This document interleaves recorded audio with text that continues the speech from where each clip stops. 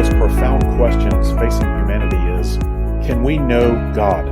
And perhaps more importantly, should we even care? Observation and logic tell us that the material universe was created with a purpose. Since we are part of that creation, it's reasonable to deduce that we are all imbued with a piece of that original purpose. Also, the reality we find ourselves in is that we've all been given finite and varying amounts of resources, things like time, money, talent, and social connections. We don't always choose what we've been given, but we do have a great degree of choice over how we use those resources. The opportunity and ability to make these limited choices is what we call volition. So what does this mean? This coexistence within ourselves of divine purpose and volition brings with it the possibility for accountability back to a creator God. There could be consequences, positive or negative, immediate or delayed, for our decisions to expend our resources towards our created purpose or not.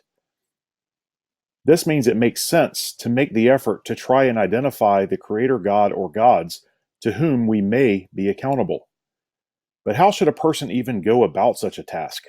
Can we know which god or gods may be real? With over 4,000 religions in the world and millions of named or unnamed gods, the task seems daunting. Douglas Hubbard, in his book How to Measure Anything, posits that when people feel they cannot establish certainty about something, many immediately give up, rather than considering that there may be a way to reduce uncertainty. Imagine you are putting together a massive jigsaw puzzle, trying to find a specific piece or pieces out of an enormous pile. Without any additional information about the missing piece, you would have to try to fit every single individual piece in the pile into the puzzle, rotate it in all directions until you found the right one. More than likely, though, you have a partial image of the puzzle complete, as well as the surrounding puzzle pieces that are already in place.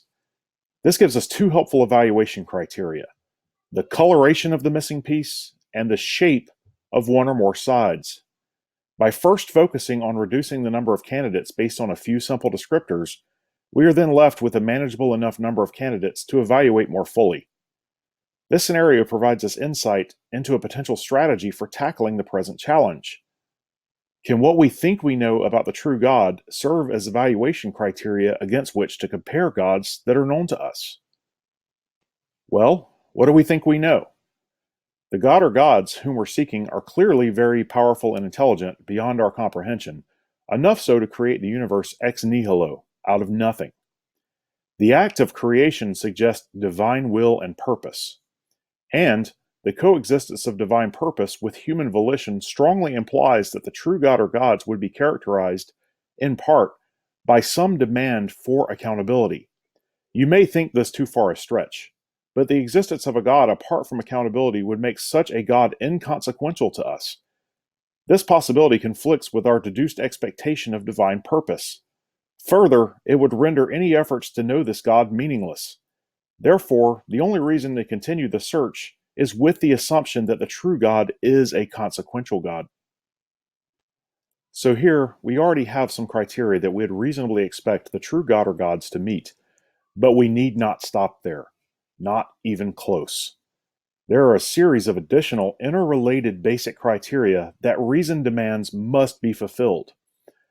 Our ability to find the Creator God necessitates that such a God has communicated to us either directly or indirectly, including identifying itself authoritatively as God.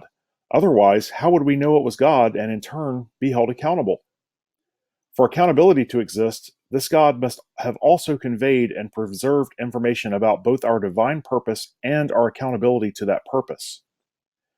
For accountability to exist, a path of access to you must be provided.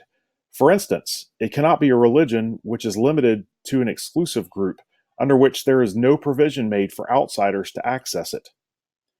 An extension of the idea of accessibility includes the need for the Creator God to have been engaged with the human creation from the beginning of our human existence. Otherwise, this God would have been unknowable to generations and thus could not consistently expect accountability to his purpose across the whole of humanity. A skeptical person may make the correct observation that all of the above standards could be claimed by any person desiring to establish themselves as God. A critical component and reasonable expectation, then, is a demonstration of deity. This would necessarily be accomplished by the commission of acts superhuman or supernatural, either witnessed directly or revealed through a sufficient number of witnesses to reasonably convince. While the miraculous, something that exceeds our understanding or capability to explain, can serve as evidence, the opposite end of the spectrum is that things that we can establish with objective, uncontested logical certainty cannot be violated. But also, if the true God makes such claims that violate our basic reasoning, then we have no frame of reference against which to compare this God's claims for truthfulness. If, for instance, the same God makes mutually exclusive claims either within one faith system or across faith systems, then either one of the faith systems or that God must either be false or logical to a point that our accountability would become unjust.